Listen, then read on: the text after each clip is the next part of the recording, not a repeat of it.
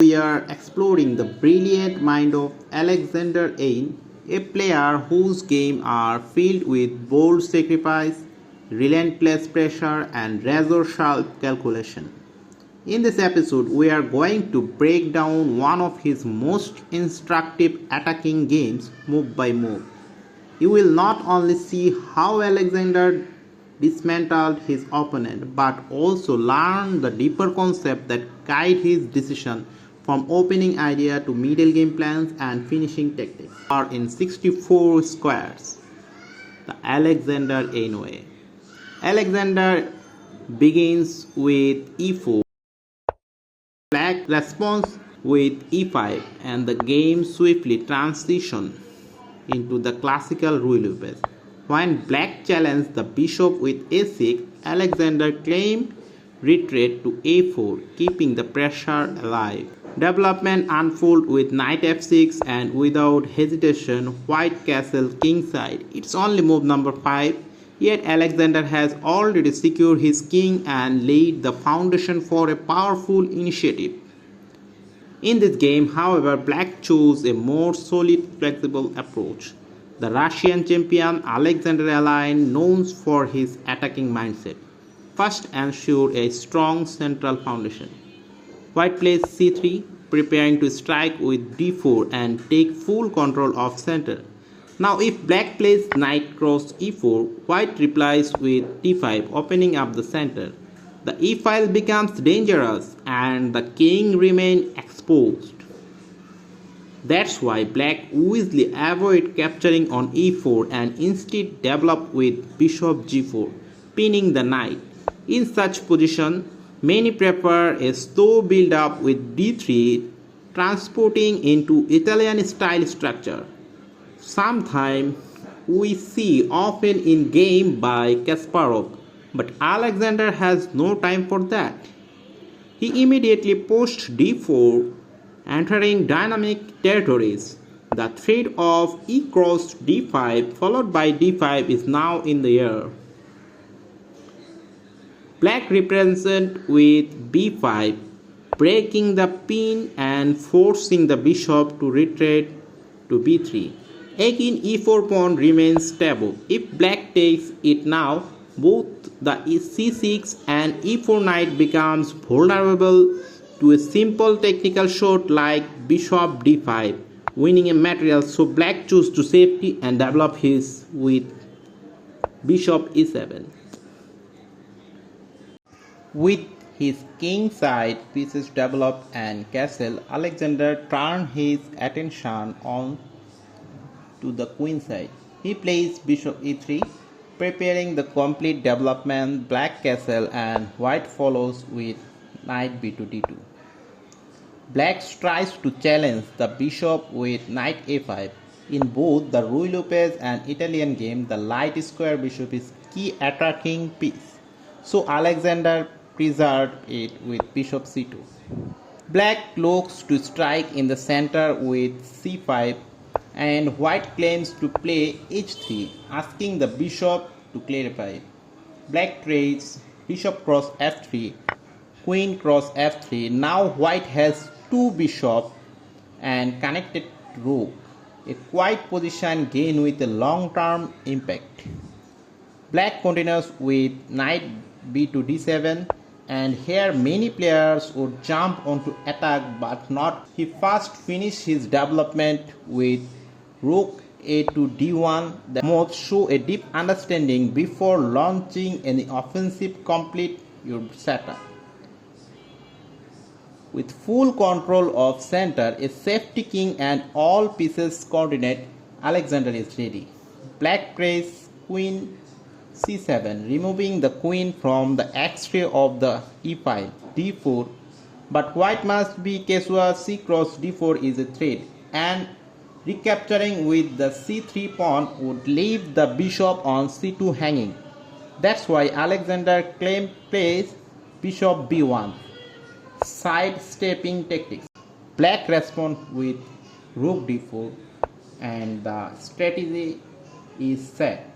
Now the attacker begins. Alexander plays queen g3, shifting the queen towards the king side. Black brings the other rook into play with rook a to e8, and Alexander advanced f4.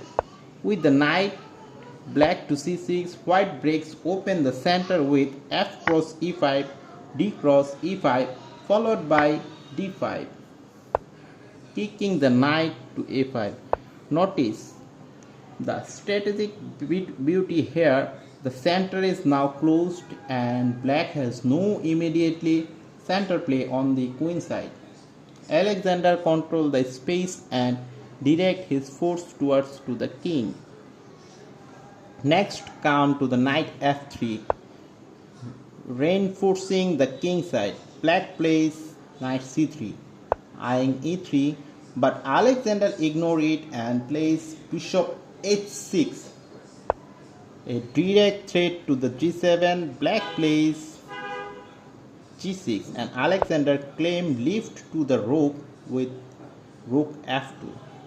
Black defends with bishop f8,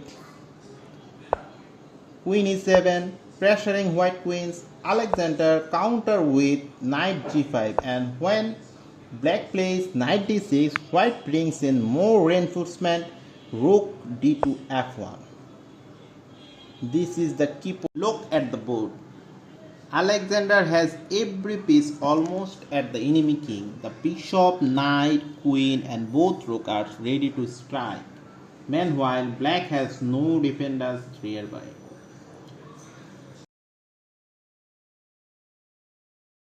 Black decides to trade on f6. White replies with bishop cross f6. The rook on d8 is now hanging, so it steps to c8 and now comes to the moment of throw. Rook cross f7, a brilliant sacrifice. After knight cross f7, Alexander follow up with rook cross f7. This rook cannot be captured. If captured, queen cross f7, then queen h7. It's a mate in the game. So black realized the threat and plays h5. Alexander regroup with rook f3. Black tries rook cross f7, but white declines with rook g3. Rook f6. White brings the bishop into the attack with bishop e7. Now the dark square weakness are crumbling. After king h7, Alexander active his last piece with bishop d3. It's like the final wave of crop arriving the battle. Black tries c4, hitting the bishop, which retreats to bishop e2, then queen b6, king h2, knight f6 follow. Now Alexander locks out the queen with d6.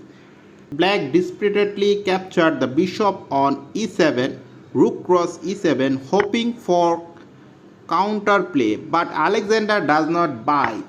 He plays f6 and the queen is black blocks with rook g7. Now comes bishop cross h5. A bishop that was once idea on bishop is now working havoc on g6. The rook cannot capture. Queen cross g6 is instant death.